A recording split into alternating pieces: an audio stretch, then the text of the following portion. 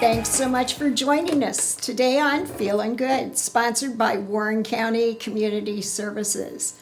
I'm your host, Shelly Abrams, and as you can see, I am not in the studio today. I am here at the Voice of America Museum, the Broadcast Museum, here on Tylersville Road, just over the boundary line of Warren County and into Butler County, which actually used to be known as Bethany Station. And I'm sure that you probably drive by this building, the long driveway that leads back to this building. You drive by it very, very often, and perhaps don't even realize that this is quite a historical area. And I have a guest with me today who is visiting the area. And this is a location that I often mention to folks who are inviting family in, they're inviting friends into the area.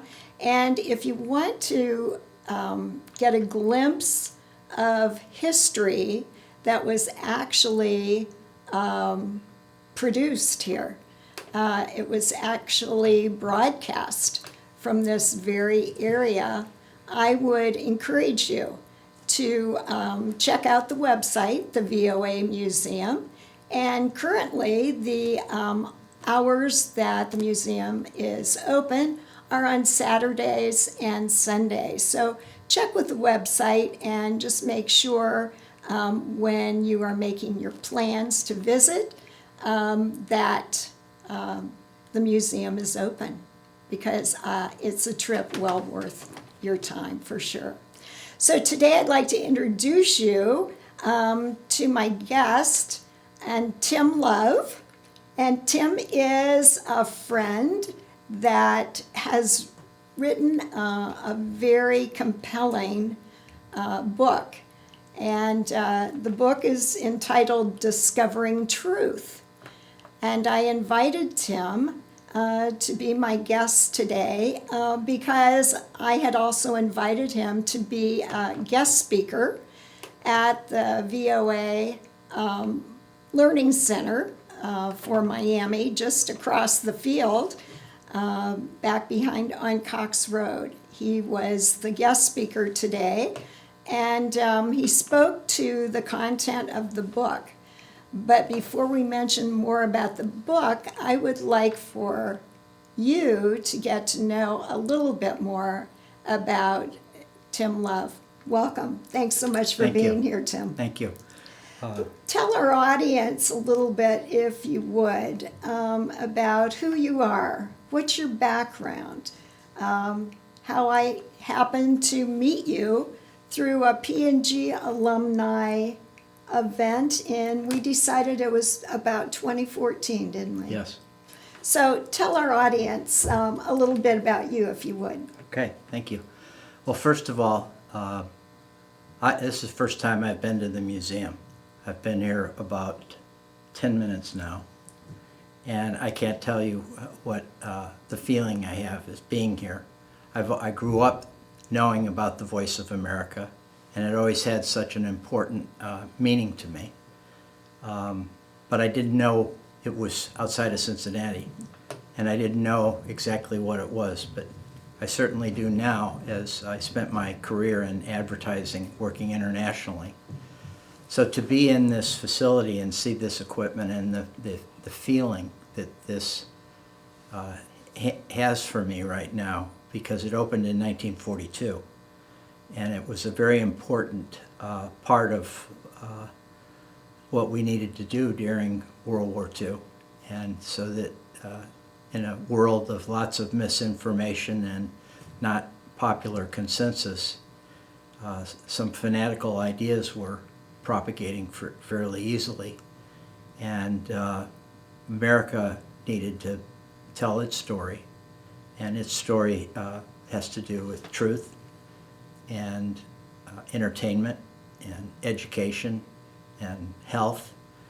And this facility kept our voice going during a very rough patch. And to sit here now with to look at this equipment and know that there were people here like Edward R. Murrow and others telling America's story, I feel it's a real privilege for me to be here with you. And I got to tell you, I hope people in this area will come visit, because, and particularly bring your grandkids and your children. Well, Tim, you have worked, as you mentioned, you've worked internationally, and you actually continue to work internationally, don't you? Even in as much as you, I guess you would say technically you're retired, but that's a little misnomer with you. And many of us, I think, have found new callings and more time to be able to pursue those areas of our life that we had a passion for, but we didn't have really the time to devote to it. Yes. Tell our audience a little bit about your professional background. Okay. and your journey to where you are today. Well, I've been told that I can talk a dog off a meat wagon, so I have to be careful, and I have a friend over there in the corner that'll tell me when to shorten it. Well, it's But fine. I'm from Ohio. I'm an Ohio guy, and my dad was a used television repairman after World War II, and also had sales and service and operated out of our house. So I was a child of the media before that became a term that anybody knew what it was. I didn't even realize it until I got older and I met other people and went through how they grew up, and I realized that I had a really strange upbringing because the television sets that he was working on were always on, and there was something always going on. And we were the first ones to get any new communications technology, first to get color television, the first to get an antenna on the top of our house that my dad could take a ladder to and move around so we could get the 1964 Cleveland Browns Baltimore Colts football game, and nobody else got it in Cleveland.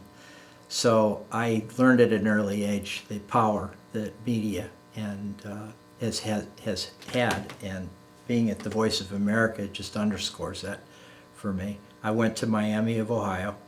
I was an art major and a baseball player my first year and a half, and then I decided that I probably wouldn't be a professional baseball player, and I had to become a better student or I wouldn't make it through. So I switched to marketing and quit baseball, and loved Miami. And last night I was at Miami lecturing a class on media and communications, which I enjoyed doing very much, to be with the students and the young people who have a completely different perspective on communications and so forth.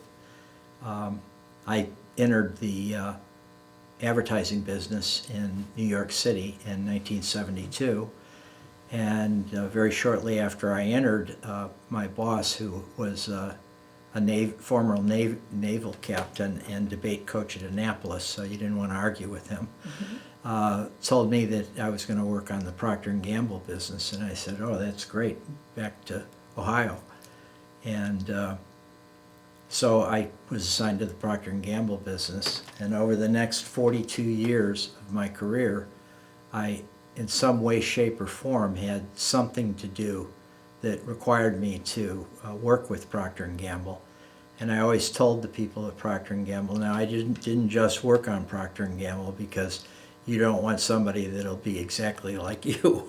You want somebody that'll bring some different perspective, and they always laughed and appreciated that. So I worked on a whole bunch of different things, but I always had really good clients: Johnson & Johnson, the Mars Company, PepsiCo, UBS Bank, Phillips, a whole bunch of them. But the one that got the best out of me was Procter & Gamble. And I don't know if it's because I'm from Ohio or what, but they appreciated me. They appreciated me and always let me know that. And after I retired, the P&G Alumni Organization gave me a service award. And it was the first time, I'm sure there'll be many more, where they gave an award to somebody who was not an employee of P&G. And that's one of the highest honors I've had in my life, so I'm very proud of that.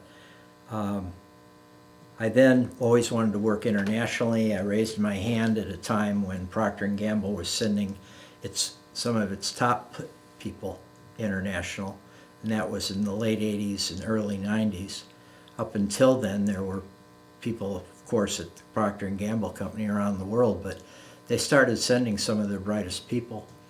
And it was always hard to get somebody to move internationally because the system at Procter & Gamble and at my company in New York City was up or out. It was this ladder that was around us, and you could see that you had your competition around. And to think of going overseas to work, well, you're getting out of the main fast lane. Well, that changed at Procter & Gamble when people like John Pepper and Ed Arzt and Bob Viney and A.G. Lafley and Bob McDonald were assigned to overseas, and a whole bunch more overseas assignments. And all of a sudden, Procter & Gamble said, wait a minute, that changes the way to the top. I better get international experience now. And that's when I went to our people at my agency at the time, and I said, I want to work internationally. And I've always wanted to. My wife's mother lived in Portugal. She was American, but we could be closer to her. And so we went. We went to Brussels, Belgium. I lived there for 6 years. My responsibility was Procter & Gamble exclusively and Mars a little bit at the time. And I had all of Europe, Middle East, Africa, Central and Eastern Europe, and Russia. So it was an exciting time because, as you will remember, in the early 90s, things were opening up. The passport control went away, and you could go to another country without a passport. And you could see the change happening. And I always observed, because I guess because I was so sensitive to media and its effect on people, that a lot of this was created by satellite television happening and the ability of television to go across borders. And, you know, Eastern Europe, Eastern Germany always had this wall, and everybody thought there'd be a big war whenever it would come down. And all of a sudden in the late 80s, there's people out there drinking champagne and knocking the wall down with rock music. And we were all going like, how did that happen? Well, it happened because, and I talked to people who lived in Eastern Germany, and I talked to a young guy at Procter & Gamble that lived in an apartment building right on the wall on the west side. And, you know, I was curious. I wanted to know what happened there. And they said, well, you know, it started with, in Eastern Germany, at first the politicians would say they were starting to pick up media from the West, and they had rabbit ears, which were a new thing, and we all remember those things, at least not all of us, I'm sure, and your viewers. But it was an portable antenna you could put on your TV to broaden your ability to get more content. And when those things started to crop up in Eastern Europe, people started jury-rigging the antenna, and all of a sudden they started seeing the Beatles and Coca-Cola and Disney, and the people would say, looks like they're having more fun than we are. And the politicians would say, don't listen to that, it's propaganda. You know, they have a war in Vietnam, and they have all this stuff going on, and they have racial divides, and it's really dangerous in America, and you don't believe this stuff. But things went on, and finally one day the politician would come home, and their son or daughter would say, Daddy, when can we go to Disney? When can I get a Snickers bar? So we actually had that happen in Russia. We went in because we used television, and television had pretty good penetration of Russia at the time. And we advertised the Snickers bar, and only 25 million out of the 200 million people in Russia had the disposable income to be able to afford a Snicker bar. So that 25 million was sort of like a United States in a way in terms of population and disposable income. But the people come home and the daughter would say, when can I get a Snicker bar? And the guy would say, well, that's a week's salary. So that's when the idea of the miniature Snickers got started. And it wasn't Machiavellian, it was because people wanted to experience the brand, and the only way they could do it was at a lower cost. You've probably heard about Procter & Gamble and the sachets that they used around the world of Pantene and different products, and just sounds like a smart way to get product in people's hands is to have a little packet full of Pantene. But at the early days of Pantene, when they'd go to the souk or the Dhaka or the little market store, the owner would buy a bottle of Pantene. But that bottle of Pantene in the early days, for them, was a month's salary. And so they got these little baggies and started pouring a little bit of that in there and selling it to people because they wanted the experience and they liked the experience of the product. And the sachets became, famous. I remember in Nigeria, one of my favorite campaigns was Vicks Lemon Plus, and the people would sell the Lemon Plus drops by the penny. Really? Yeah, and the advertising said, Vicks Lemon Plus, it makes you a happy fellow. Vicks Lemon Plus makes you a happy fellow. And it was the guys selling it in the street. Oh. So anyhow, I'm getting off track here, and my friend Bob didn't remind me. No, but, that's good. Good. So I was a victim of circumstances that I learned so much, and I've always been curious about why people do things. And advertising, we have a tool that we've used in the field of marketing that's called belief dynamics. And belief dynamics is a simple idea. It says that our perceptions about things leads to our beliefs, and our beliefs dictate our behavior. So it's just a tool you can use to examine, why is somebody doing that? Well, if you observe their behavior, you can ask them information about their beliefs that lead to that behavior, or the perceptions that they're receiving information about that stimulates that belief. And I found that to be fascinating, and I still do. It is fascinating. It is fascinating. But you have to, I think, not be afraid to say why, and to ask somebody why without insulting them. It has to be genuine curiosity. So why do you do that? I'm just curious. I'm not saying I like it or I don't like it. Why would you say that? I'm just curious. And people, that little thing I just did says, Tim's interested in me.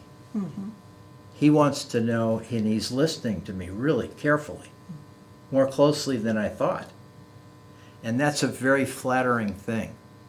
And you don't do it for Machiavellian reasons. You do it because you're curious and you want to help people understand each other and be closer together. I also worked during my career a lot on public service advertising, applying my knowledge to things like the National Council for Adoption.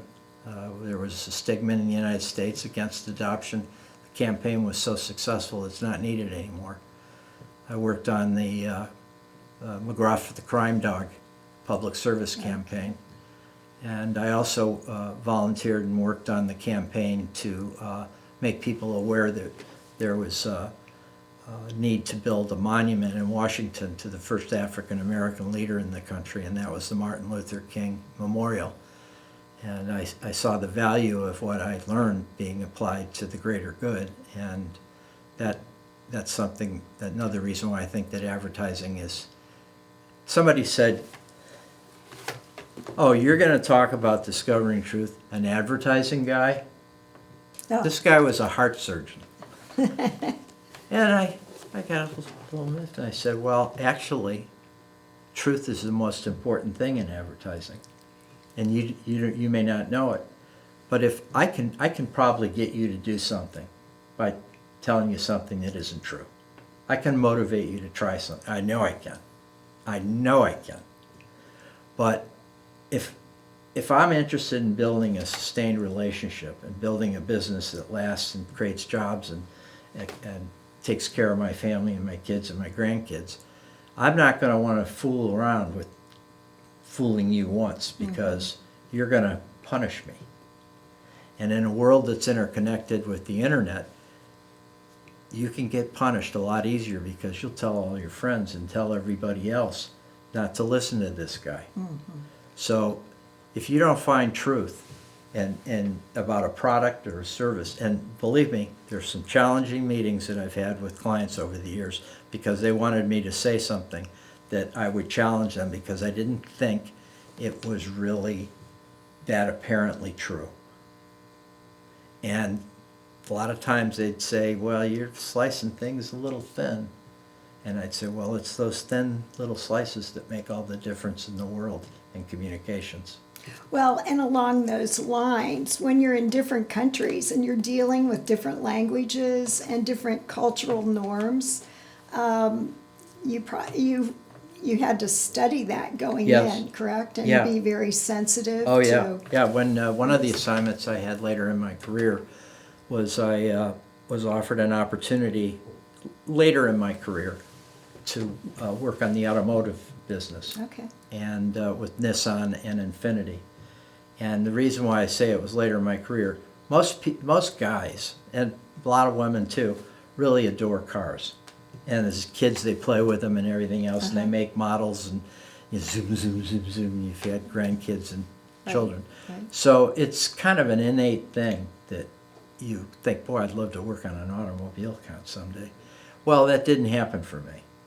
But later in my career, I was offered an opportunity to work with Nissan, and I was offered the position, and what they wanted was they wanted somebody that would help them expand internationally, who understood how to build brands in different cultures. They didn't need somebody that was what they used to call a metalhead. With great pride, I'm a metalhead. Because they knew all about the cars. They knew what continuous variable transmission was. I didn't know what that was. But I was convinced that my partner at the client, a guy named Steve Wilhite, who had been the head of marketing for Volkswagen when they relaunched the Beetle in America, then he moved to Apple Computer at the time that Stephen Jobs came back to Apple, and they launched the iMac computer and the Think Different campaign. Steve was powerful marketing guy. Well, he knew the car business, but he didn't know how to expand brands internationally. And we had a Camelot experience. We had such a great time together. We're still great friends. It was just so much fun. So was he the left brain and you were the right brain? Well, or- I would say he's got a very balanced, and he's Okay. very, very good. But he was more left brain, obviously. We used to kid because it was around that time that the razors came out that had a battery operated, and they would jiggle. And I told him, I said, how do you shave? And, I got this thing and it moves. And I said, it really bothers me because I don't know the technology, but I'm a push button kind of guy. And we had a lot of fun. And the point of this was that you were right. Another assignment that I had with Procter & Gamble, and probably that caused me to get the most insight into cultures, was in 1992, I became the head of the expansion from the agency side of Always feminine hygiene pads. And there were two brands that Procter & Gamble led with, and most Americans don't know this, because when I say, what do you think the brands were that they led with globally, they say Tide. Well, Tide doesn't exist in Europe or Africa. It exists in Morocco. It's called Teed, but it's Really? not the #1 brand. It doesn't exist in Latin America. It's called Ariel. So it wasn't Tide, and it wasn't Pampers, it was Pantene, and it was Always. And I happened to be on Always, and so, you know, as a guy, you don't walk into a room in a strange country or anywhere and act like you know everything there is about menstruation. Right. Now, my wife tells me that I'll talk about this at the drop of a hat, and I will, because it was fascinating. You think about it. Everywhere in the world between the ages of 8 and 13, this phenomenon of menstruation is starting. And you did not have that many women working no, in not the then. company We at do that now, time? boy. Okay. I'm proud of that. Right. And in 1972, I was the first chairman of and co-founded the Minority Intern Program for the advertising industry. And it's their 50th anniversary this month. Oh, very good. And I remember the debate as a young startup in the advertising business. They said, why don't you send some young people over and we'll have wine and cheese and we'll have a meeting and we're going to ask these young people to work on a project that would help the industry. So we're all sitting around a table with young women and young men with a toothpick with a piece of cheese on it. And somebody comes in and says, we want you guys to take on a project for the industry. We went, okay. Like what? They said, well, we could talk about new business presentations and how expensive it is for the agency to do that. And it's unfortunate because you're giving away ideas for free. And if there's a way you could figure out how to not do that, it would be beneficial, because when you're pitching new business and you're presenting ideas, you're presenting man hours of time and effort that could have been applied to your loyal clients. Okay. Another one was getting paid on time. Maybe there's a way that you guys could work on something that would help the agencies get paid on time, because it's a real problem. And another area of interest would be that it's so male-dominant, white male-dominant in business, and our population and our clients are becoming much more diverse than we are. Mm-hmm. So the debate went around the table, what is a minority? And there were women there, and they wanted this program to get more women in the business. And there wasn't anybody that disagreed with that. There were a couple of Hispanic people, and they thought it should be more about Hispanics because the Hispanic part of our population was the fastest growing and predicted to be the fastest growing. There were a couple of Asian students that thought it shouldn't be inclusive of them. And there were some African American people, obviously, that thought that it should be more focused on African American. And this debate got a little difficult because you didn't want to step on somebody's toes. Right. And at one very pregnant part of the meeting, I said, wait a minute, I'm a minority. And everybody looked and said, what? I said, yeah, I'm from Cleveland. And I got everybody to laugh, and Right. they put their guns down, and we ended up making it a diverse thing. But of course, the most impact we've had as women in the business were less than 33% then, and now they're like 60% of the whole industry is women. Okay. The remaining issue with women is there's not enough at the top. And that's a challenge, and the industry needs to work on that. All industries need to work on that. So this is the ad industry? The 4As. Okay. Yeah, Advertising Okay. Agency Okay. Association. And we've done a really good job of attracting minority talent in, but they get poached real quick by other industries like television industry or the Wall Street or whatever, because they can make a lot more money than you make in advertising. So the program's been successful. It's 50 years. I can't believe it. Wow. I'm glad I'm still alive to know that. Right. They're having a gala dinner next week, and I can't go because I made an arrangement to go to the University of Texas. But I'm so proud that it's still going. And I'm glad they're having a big deal for its 50th anniversary. Anyhow, start me on a different direction. Well, I'm so delighted that you were able to work us in here, into your schedule, because Ohio just isn't on your way. I mean, it's a destination for you, and it was a rather challenging journey It was last night. to get here. It was. We won't go into the details about Well, flying let men and me so just forth. say that Okay. I technology in me, it's always had an aversion. I mean, if you let me go to the copy machine, it'll break. Oh, okay. I have problems. So here I am to give a talk to the Cincinnati Ag Club on Which is the tonight. internet. Which is tonight. Right. And I wake up on Saturday before I flew out on Monday, and my Apple computer says that there's an upgrade that you need to put on the computer. And I figure, well, I've got 6 lectures in 3 days. I better get this done.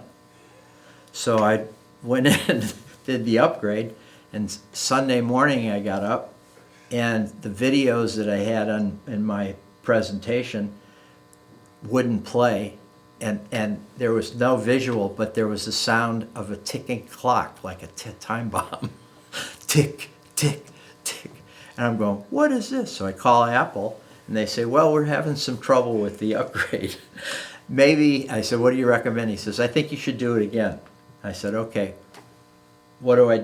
how long should I take? Because he said, it looks like maybe you didn't leave it go long enough. So he said, well, you have to let it go overnight. Okay.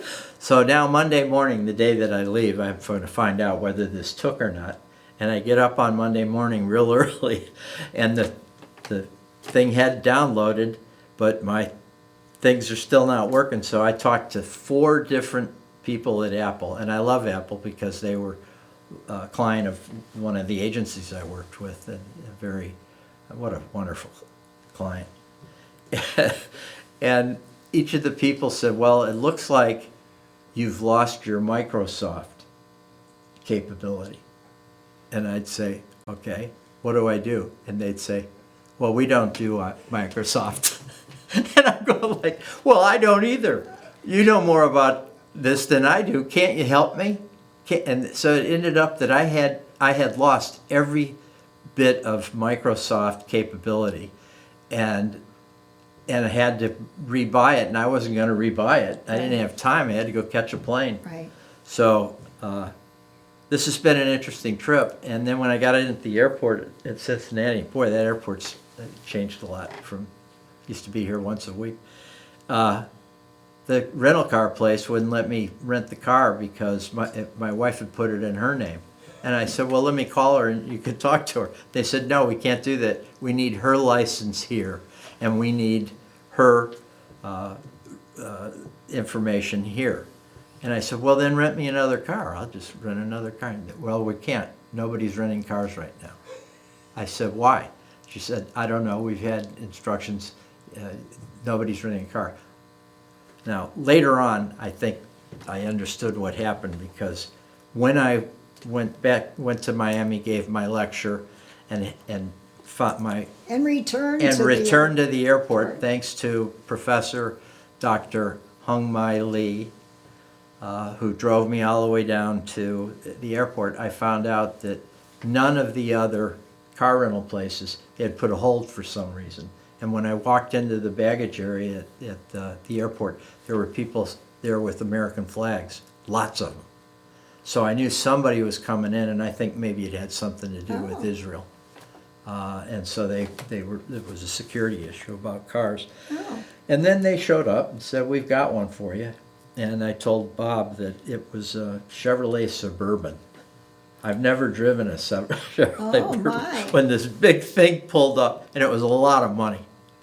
I said to the guy, I used to drive buses, but I've never driven a Suburban. And it's just you. He says, well, there's a Hyundai Tucson over there. Oh. Would you be interested in that? I said, yeah.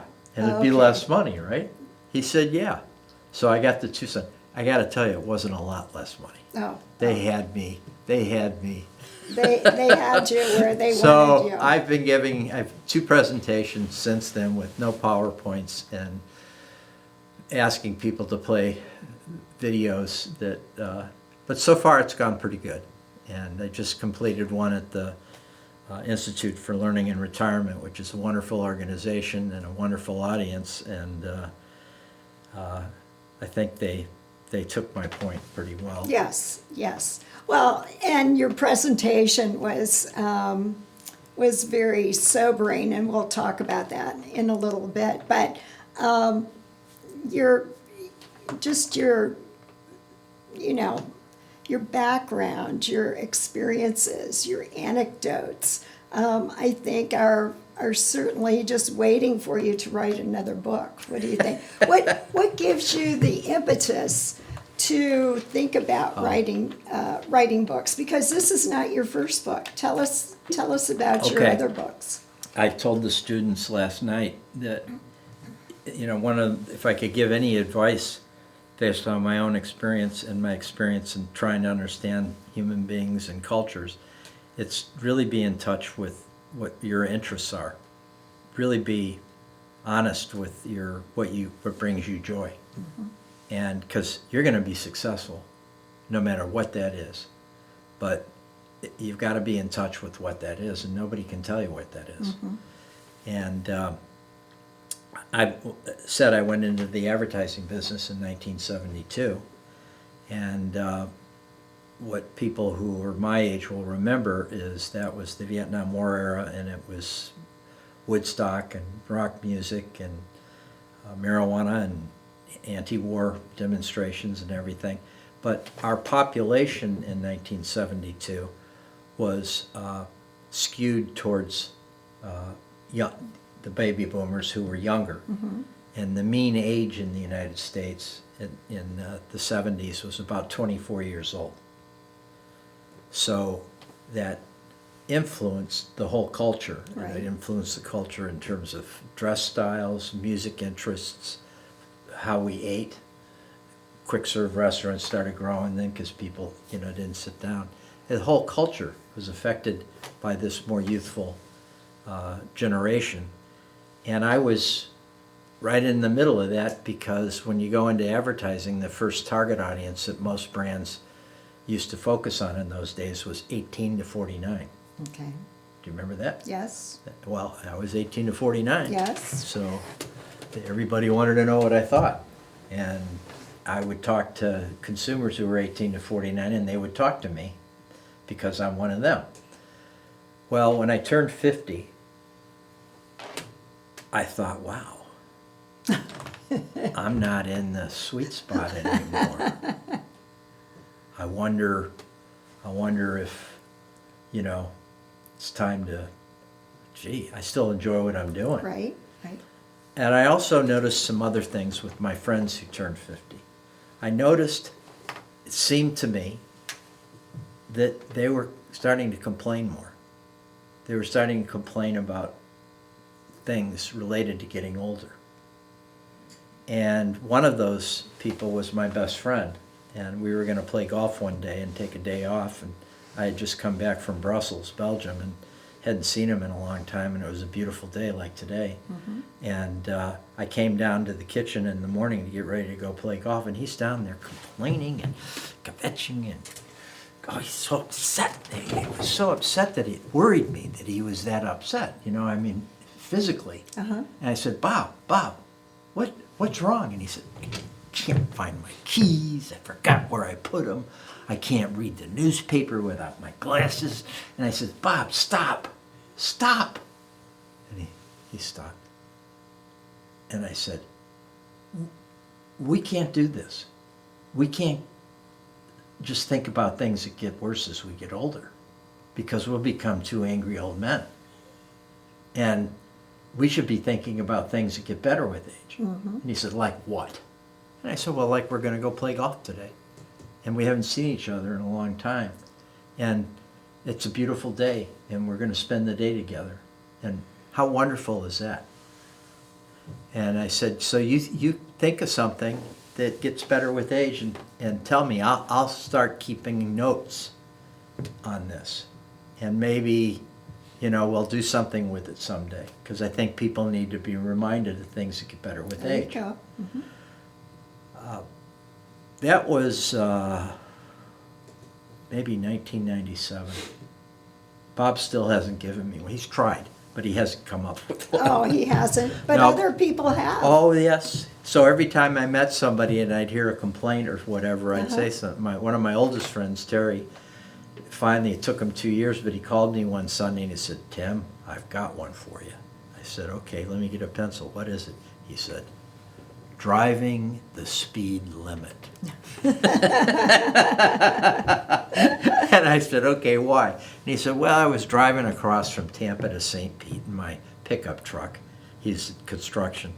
And he said, "All these people are in such a hurry, and they're zigging and zagging and beeping their horns, and everybody's getting road rage."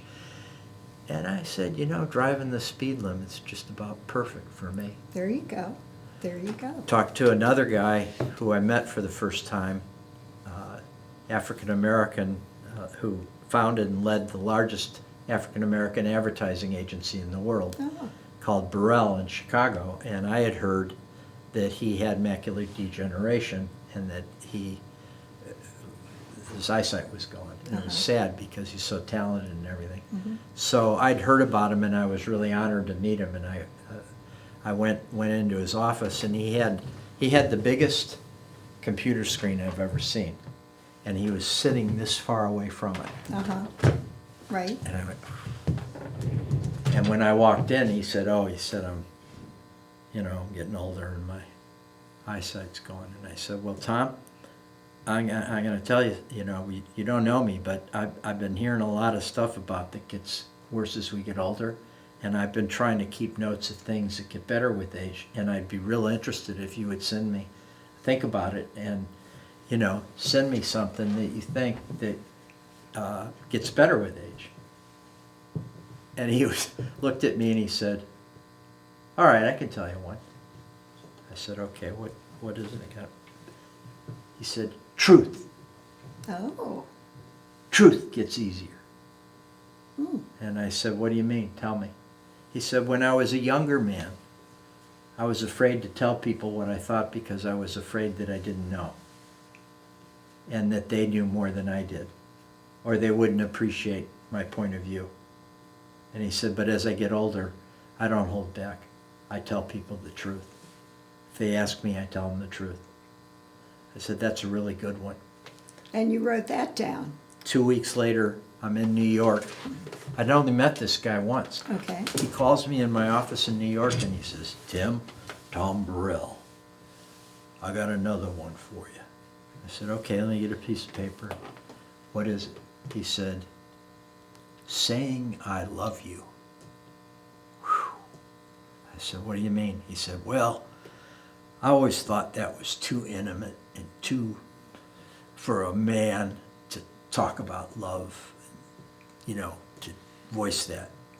But as I got older, I realized that now I say it every chance I get."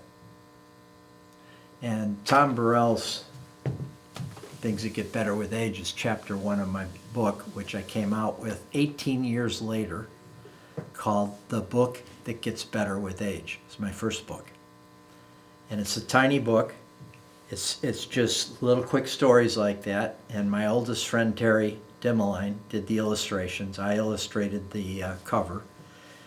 And Tom Burrell's ideas are the first in the book, and there's a lovely illustration of Tom, which we gave him the original of. And it's full of different things, like one lady said to me, "Wearing ugly shoes." Oh. And I said, "Oh, that's good." She said, "Yeah, why would I wear all this stuff with high heels that hurt my feet and everything else? There you go. I wear these funky shoes and I get people commenting all the time." So ugly shoes is one of the things that get better with age. And Well, I remember that book because you were on one of your Ohio trips, and we featured that book on your show. on our show. Yep.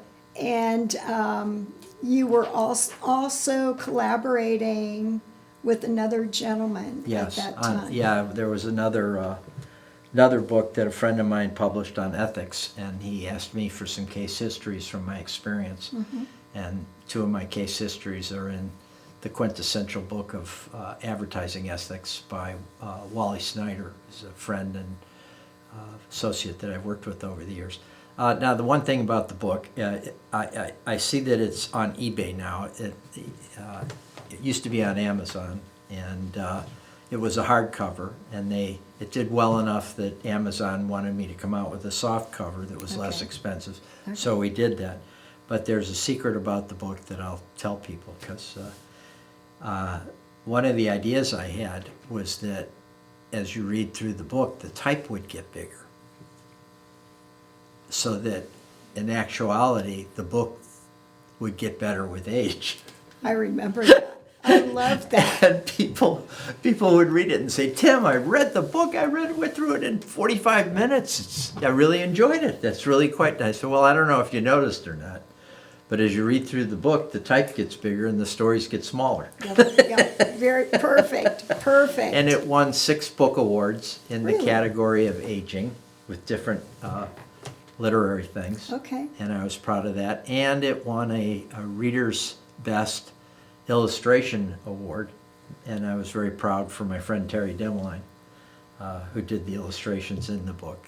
He did all the illustrations except the cover, which I did, one illustration for a case that my young son put in and did the illustration himself, and another illustration that I picked up from the New Yorker magazine. But everything else was in there. Anyhow, I'm spending too much time. No. So how did I do this? Well, and I'm just listening to you. It seems that you don't necessarily strategize about timing and, oh, it must be time to write a book now. It seems like it evolves Yeah. through your experiences, and that's what I was going to say. And through your experiences and your collaborations, maybe this would be the time to talk more about the latest book. Yes. Well, I think you're right. I think a lot of people want to write a book, and it has a lot to do with psychologically. It has to do with legacy and longevity and leaving something behind, a marker that you've done. And I know that's part of it, and for a lot of people. And then there's just people who like to write, and that's what they get their joy out of, and they're good writers and so forth. But that book that gets better with age, I have to honestly look at it and say, I kept those notes for 18 years. And it finally happened that there was an opportunity where I had to write it. And I was invited to be the chairman of the advisory board for a new advertising agency called Boom Majors. And my friend Peter Hubble started the company. And that's who came with you. And on a I visit. said, well, why don't, he said, I'm going to write a book as a promotional thing for Boom Majors.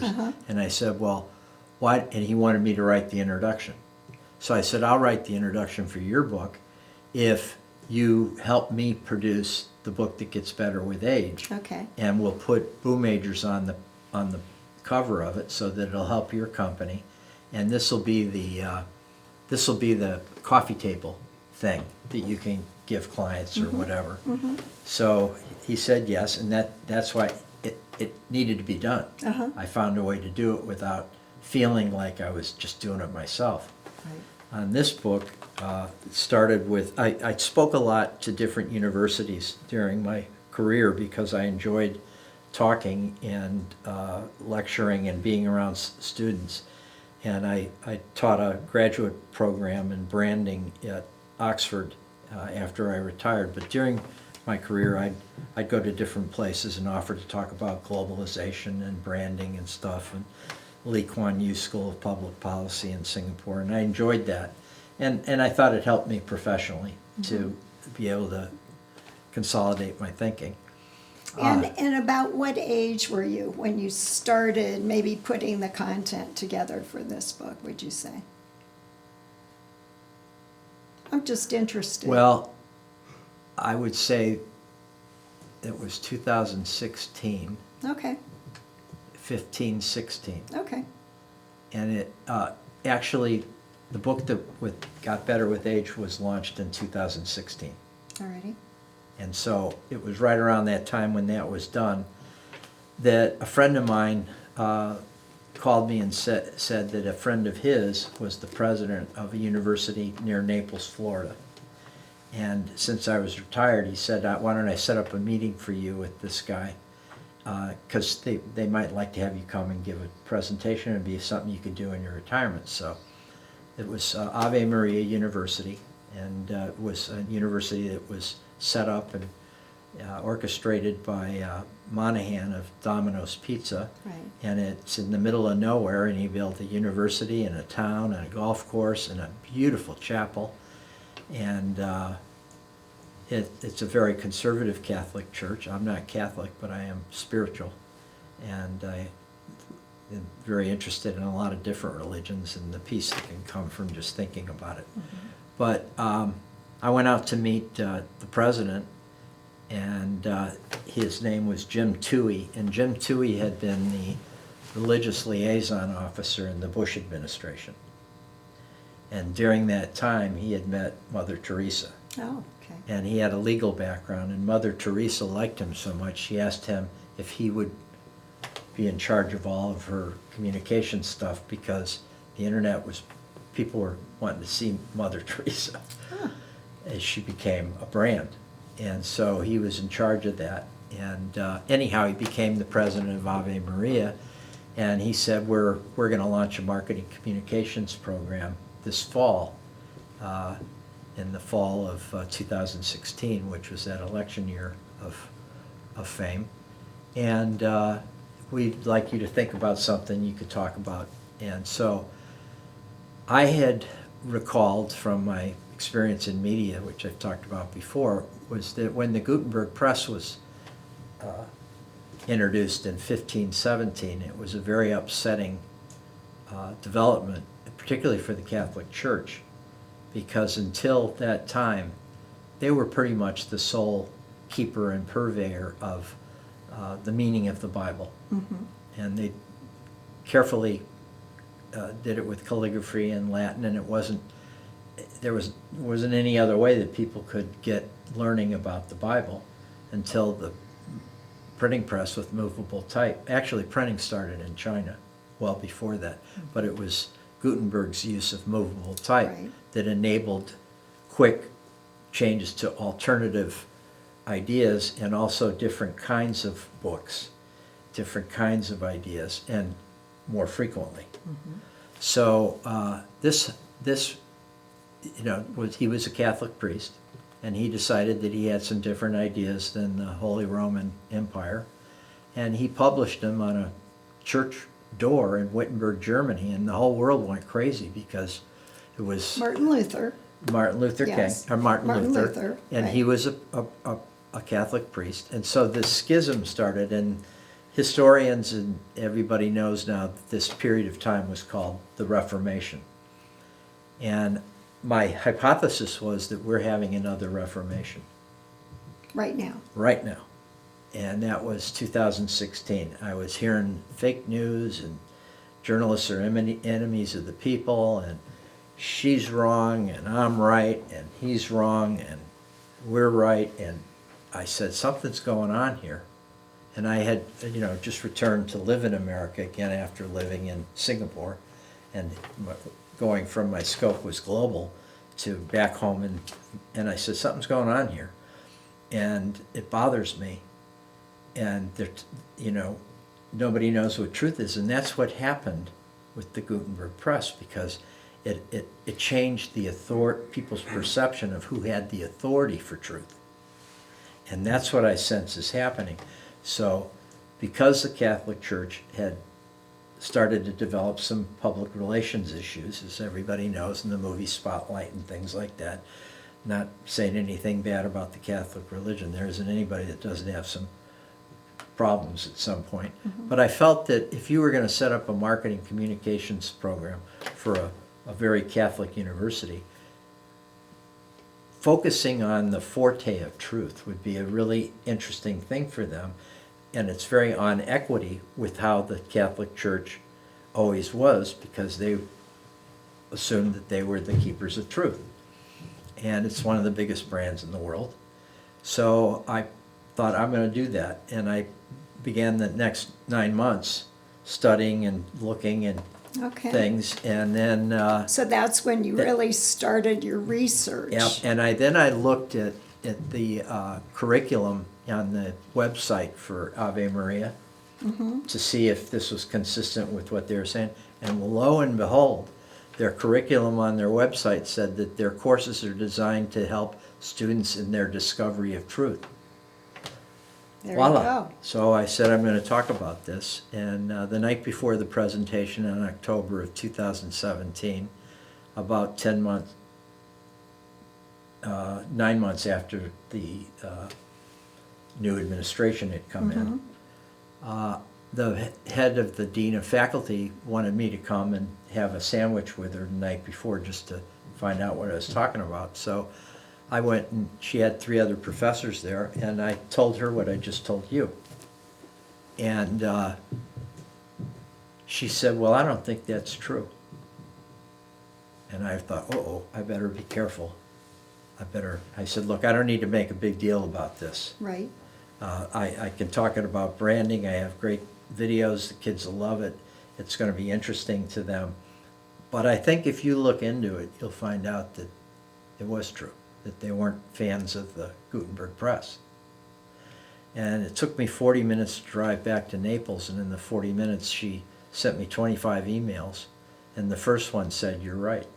And the next one, she introduced me, because she had been a history professor at Princeton, to all these philosophers and historians throughout history who had written about truth. So I learned more from what she told me about Kant and Hegel and Schopenhauer and all these people I knew nothing about. It was great. So And that's how the book started. So this is a culmination of another journey for you that is really another prime example of the value of lifelong learning. Yes, yes. And that's what we did today. You shared Yes. with our Miami University lifelong learners over at the Yes. VOA Learning Center here in Westchester. And we are just totally delighted that you took the time to share with us. This book also contains your podcasts. Yes. After the lecture, I sent the text to a friend of mine at Procter & Gamble who had shared ideas with over the years, and he shared that text with a podcast producer. And the podcast producer called and asked me if I would do a podcast. I'd never done one, so that it apparently the first one was fairly well received, and he asked me if I would do one a month for the next 15 months leading up to the 2020 election, and because he thought there was a lot of relevance in how people were being influenced. What I will say about this in learning in retirement is, as we get older, it becomes harder for us to change decisions and judgments that we've made. And it's not necessarily a function of age. It's also very hard. There's a difference between making a judgment and a decision and expressing it verbally, as we're doing here. Because I can look at you and see whether you're understanding or whether you like what I say or don't like, because I don't want to offend you, and it's fun to come together on a conversation. But when we write things down, we use different parts of our brain. When we type, we use different parts of our brain. So those decisions become much more intractable. And one of the effects of the internet has been that we've changed our palette of communication, and certainly with COVID, it's understandable. We just weren't talking face to face as much as we used to, and we were using more typing and texting, and that made us more vulnerable, far more vulnerable, to not want to rethink what our thoughts were. And the fear of rethinking gets more as we get older. It's neuroscience is teaching us that. It's not my opinion. It's a fact. But rethinking is really learning, and you shouldn't be afraid to rethink something. So I guess one of the things that I would say for your viewers, a lot of people have said to me, "So what's your thought of truth?" And it's a work in progress, but I think truth isn't a fact or what somebody says. Truth is a decision that you make.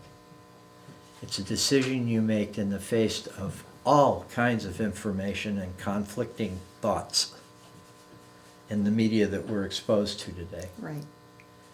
And a decision made that has to do with your confirmation biases that you've already had. And you should be aware of what those are, because they're stealth. They work on you. And you shouldn't be afraid to rethink those. Recognize that. Mhm. And then the last thing is that it's these decisions are made in the face of other people's opinions. And, we don't want to be the odd man out or the social outcast. So these factors make it very hard for us to rethink decisions, and the fact that we made them in writing is a really dangerous thing, particularly when our social media highways are left wide open to foreign and domestic people that want to see us polarized and not able to come together with popular consensus. And I So believe being that's what's happening. being informed And what is better critical, place? What right? better place to make that point? I hope is at the Voice of America. When we went in to launch Google and Facebook in China when I was in Singapore in 2009, after the wonderful Olympics they had in Beijing, Google, Facebook, LinkedIn, all of them said, "Well, we're going to China," and the Chinese said, "No, you're not." And you know why. They didn't want us to directly talk to their people like we did with Voice of America. They had a choice. They could see the power of this new medium. And America said, "Okay, we didn't lose any business. We didn't have any." And being a little U.S.-centric, because we live in a kind of isolated place, we didn't really care. But we didn't think that they have access to our highways. We didn't think about that. And so we set up rules that have absolutely no oversight of social media content, or making sure that it's where it's coming from. And my fourth interview in this podcast series and in the book, it's a chapter, was with a guy from Facebook. And during the conversation, and then remember, this is right after the 2016 election, and the Russians are this, no, they're not. It's some fat guy on the edge of a bed. No, why would Putin do it? He volunteered that Facebook knew that their platform was being used by the Internet Research Agency of St. Petersburg, Russia, and Cambridge Analytica during the election. And apparently the people who were in the studio in Dallas, their mouths dropped, because we all thought the same thing at the same time. What are we debating about? Why don't we just ask Facebook and Google and YouTube if they can know where this is coming from? Why are we having this argument in public? So tonight, when you speak to the ad club, you are addressing them with the idea of establishing, and you are part of a new group, a relatively new group. Yes. Tell our audience, just because Yeah. we've got to wrap up. Okay. But I was just tell invited them. recently to be on the advisory board of an organization called the Coalition for a Safer Web, and their idea is to make it a safer place. And these issues, we could argue whether it's freedom of speech or censorship, but that's always been the case at the beginning of any new medium. And we long ago decided in this country that it should be against the law and should not be tolerated that somebody would walk into a movie theater and yell fire. That isn't freedom of speech, that's harm. And so we've known how to self-regulate this without waiting on some big government to come in with a hammer. And we developed that during the magazine era, during the radio era, the television era, and we need to do it now. And there's an organization that the advertisers have joined together on, largely set up by the World Federation of Advertising in Brussels. It's called GARM, G-A-R-M, the Global Alliance for Responsible Media. And it's a great idea, and I support it and am happy with it, but I found out that the people who are in the organization in GARM are also the platforms. And the data they're using to monitor how this harmful content appears is the data given to them by the platforms. The platforms don't have an incentive to say, we've got boatloads of stuff coming in from Russia and China and Iran. They don't. It'll affect their whole business model. So this group for the Safer Web is hopefully going to establish regulation. Well, or we're just the pebble in the pond Okay. that creates a ripple. Okay. There's other organizations like this that are trying to do the same thing.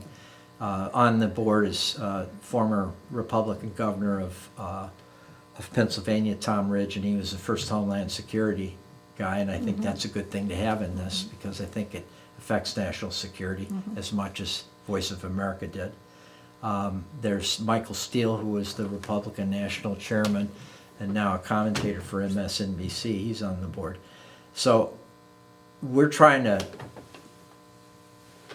get other organizations, and in particular the advertisers, to do something to improve GARM, to make GARM more accountable. And we have people at the Coalition for a Safer Web that have developed a way that's legal and smart when you think about it, to detect and fool algorithms into sending us information that we normally wouldn't receive. For example, if I want to know if ISIS is communicating to anybody in America on our platforms, which I got to believe they are because Facebook told us that Russia Internet Agency was. How do I detect this? Well, on your news feed, when you go in and you express interest in something, when you Google, all of a sudden you start getting more information based on the same subject matter. That's because an algorithm has sensed your semantics and sends you more information because the advertisers and the platform want you to spend more time on there so that they can sell advertising. And they're making money hand over fist with this, and I think that's cool. And I think that advertising is right in the middle of this whole conundrum. And so tonight, I'm going to ask the advertising industry to step up more and take a leadership position like they have in the past. They've been, in my opinion, too quiet, and the reason they've been quiet, you understand. This is a polarizing subject. An advertiser with shareholders has to be careful because they're going to have people that'll complain that you're stopping censorship, you're doing censorship and freedom of speech. That has always been an argument at any new media. And Well, I can see that throughout your life and continuing forward, you are very involved with purpose-filled projects. And again, I am delighted that you joined us today thank you. and shared with our audience. Usually, I say I hope you took notes, and we'll follow up. But I think what I'll say today is perhaps you might be interested in purchasing Tim's latest book. And the podcasts are included because they have the little QR code that you can you can scan. And I actually listen to every There's podcast. 48 of them now. I listened to every podcast while I was sitting out on the deck this past summer, maybe the summer before, and I found them extremely interesting, so I would highly recommend. And I hope that you give serious thought to continuing lifelong learning and the search for truth. We hope that you're feeling good. Bye for now. Can I add one more thing to Feeling Good? I want people to know that my objective is to take whatever revenue comes from this book and donate it to the Coalition for a Safer Web. What you know is that you don't make a lot of money doing a book. And, but if somebody buys it, some of the revenues go into the Coalition for a Safer Web. And the books that we made available today at the Institute for Learning and Retirement, the money will go to the Institute for Learning and Retirement. Tonight, the money will go to the Cincinnati Ad Club, and tomorrow night at the International Peace Museum in Dayton. Yes, very good. I'm happy that you added that because we will be listening to your comments tonight and tomorrow, so Thank you. appreciate Thanks it. for inviting me. Sure, my pleasure. Thanks so much, and we'll see you soon. Bye for now.